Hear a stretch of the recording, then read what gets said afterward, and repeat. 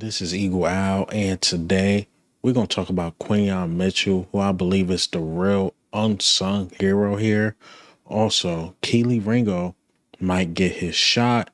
And lastly, I want to emphasize more on Jordan Davis because during my instant reaction video, I didn't talk about Jordan Davis much because I didn't have the numbers. I know what I seen with my eyes. He had a phenomenal day. But we got the numbers. We're going to break it down. And of course, we're going to talk about more news besides the three main topics. But let's get straight into it. All right, man. Let's talk about everything that happened yesterday. It was a lot of news just going and going and going and going out there. So first and foremost, we have to talk about the new kick returner. I did emphasize on that how bad Mechie and how bad Tank Bisbee was. They were so bad, made me want to gouge my eyes out, made me want to rip my eyes out. Like, bro, I seen muff kick at the muff kick at the muff kick. I think they did it like 4 or 5 straight times. Rams kept kicking the ball the same way. Mechie and Tank Bisbee are not punt returners or kick returners. They're not good at it. And to me, you got a guy like Brenton Covey who's on the practice squad. Why not elevate him? I get it. You traded capital and I get the business. But at the end of the day, Brenton Covey is a better option right now than Mechie and a better option than Tank Bisbee. So I think he should be given a shot. But the Eagles did make a move. They signed somebody, Xavier Gipson, and we waived Kenyon Green. So we bringing in help with this kick return game because this is a big thing. We were starting the ball at the 10 to 15 to 20. We wasn't getting in the 30s and 35s like that because we had no real threat. And to me, your biggest threat was Brenton Covey. I thought that's why we signed him back for those duties, kick return, punt return. I think we should elevate him. I really, really do. But we'll see what this Gibson guy do. But yeah, the kick returning was terrible. Like special teams was good, like far as obviously the block kicks and the field goals and stuff like that. But kick return was pure shit. It was whack. It was cheese. It was buns. I don't know. It was one of the worst things I've seen. Now, how can you keep making the same mistake over and over and over and over again? It was absolutely terrible. It was horrible to watch. So, again, man, the Eagles are trying to do something about this kick return thing. And, hopefully this Xavier Gipson guy, again, brings something to the table. But let's talk about DeVonta Smith a little bit. A lot of us was talking about A.J. Brown, which he deserved to be talked about. But I like some of the things that DeVonta Smith was saying about the grit of this team and how they fought back and then what it took. And this is what DeVonta Smith had to say. Play to the finals. That's the biggest thing, The game is not won in one half. You got to go out there, you got to play all 4 quarters. Little 7-second clip. Like he just said his ones and twos about the game, about, just changing up stuff and how team, you just never give up. You keep fighting. And I like that about this team. I really, really do. Shout out to DeVonta Smith. He had a really good game. I thought he was going to have one of those games, but we seen what happened in the first, second quarter. Like our offense couldn't generate anything. But overall, he had a decent game.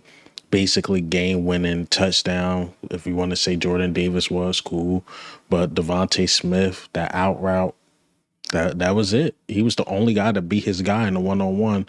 So shout out to DeVonta Smith, man.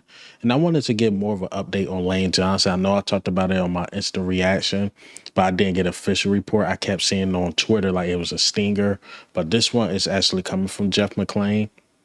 That it is a stinger. It was confirmed, and he should play against the Tampa Bay Buccaneers. That is really good news because we need to be as healthy as possible. But let's keep it on health. Let's keep it on health.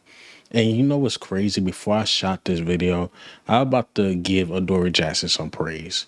I really was, because his stats, when you look at the numbers and you rewatch the game, he wasn't bad going against Puka Nacua. He wasn't bad. He missed a couple tackles, but he wasn't bad. And I thought actually he had a better game than Jakorian Bennett. If you go back and watch the game, I believe Adoree Jackson had a better game. But forget all that. I can't praise either or Jakorian Bennett or Adoree Jackson because both guys are trending to miss the game. So that means we got Mac McWilliams and we have Kelee Ringo, who will possibly start against the Tampa Bay Buccaneers. Mac McWilliams or Kelee Ringo. Now, Mike Evans might not play. That's a huge plus for us. And I think Godwin not going to be ready for us either. I think he comes back week 5. So they missing 2 guys as wideouts. We might be missing 2 cornerbacks. Kelee Ringo. Kelee Ringo. This is your shot. This is the only opportunity you have with 2 cornerbacks out. I believe this is where we see if he's just bad at practice or he's just really not a baller. He got to put out some tape. Even if the Eagles decide to, cut ties with him towards the end of his contract, he got to put out some good tape. Like, if you got to do this individually, do it. But we get to see Kelee Ringo with our own eyes. Everything I was hearing was like third party. Training camp, hearing from the reporters he's bad. The guy I used to get my notes like he is terrible. But we get to see, possibly, is he a baller? Like, is he just a bad practice player?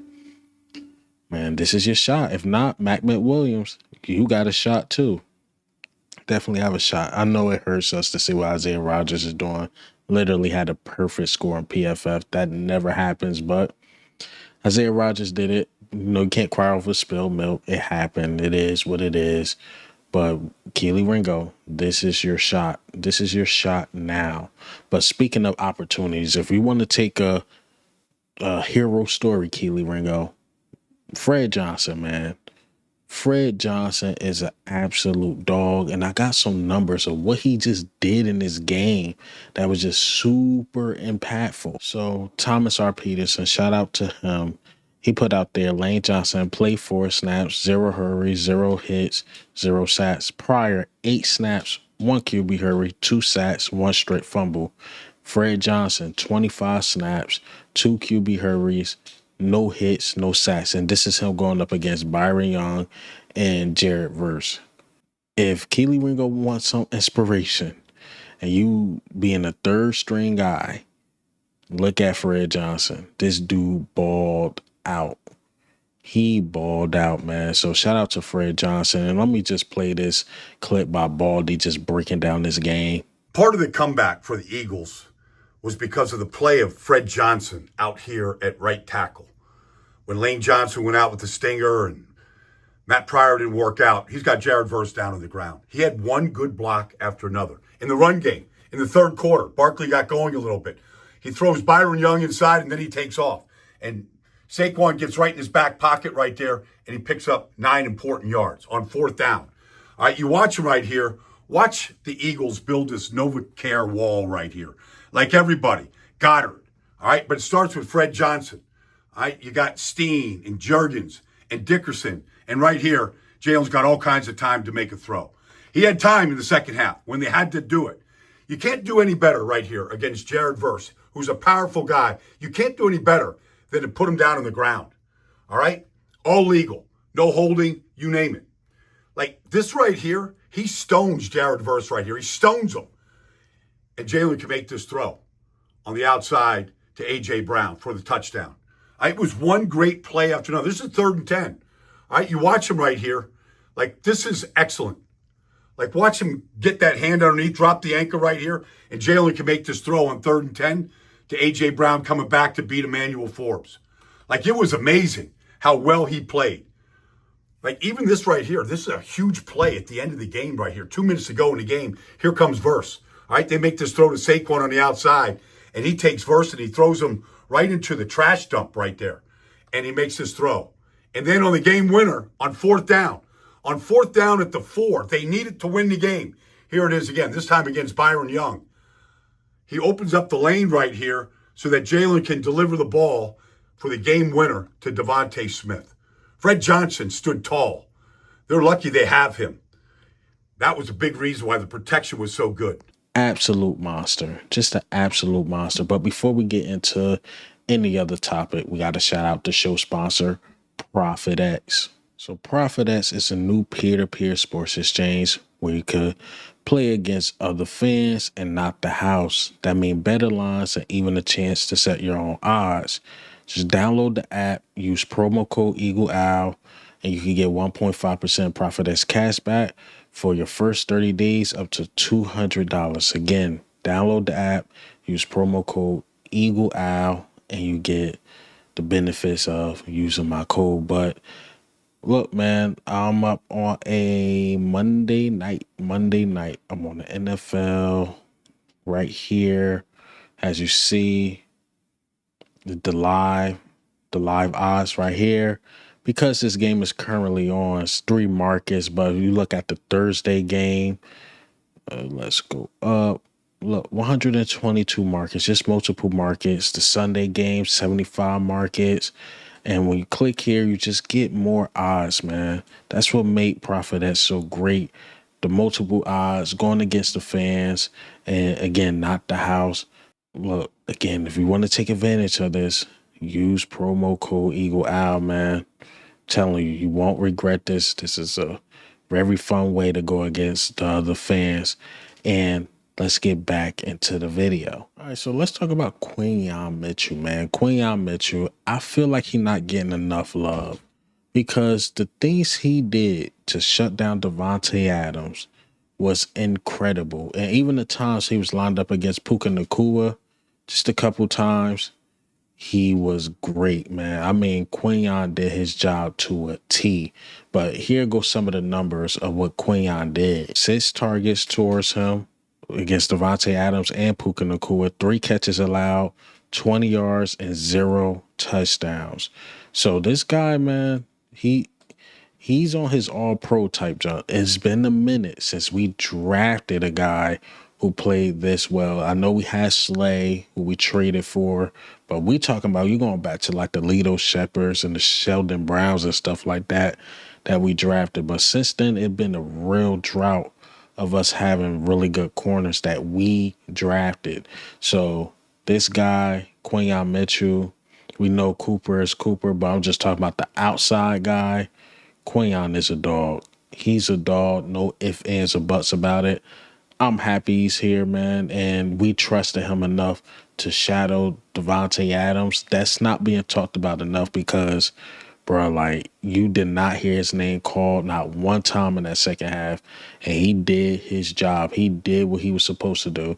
So shout out to Quinyon Mitchell. Just keep doing it, man. You one of the ones. You the best one out there, man. I think you top 5, top 3 cornerback in this league, man. Keep going up. Keep going up, Quinyon Mitchell. I know a lot of people not talking about you now. They not. Your name buzzing in Philly.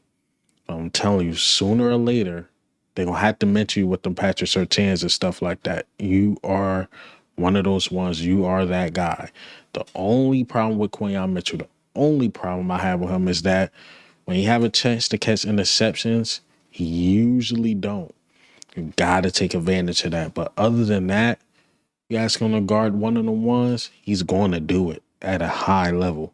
So shout out to Quinyon Mitchell. But speaking of playing at a high level, and this guy is getting his praise, and I love to see it, is Jordan Davis. So Jordan Davis, man, he's getting his praise. He's getting his love.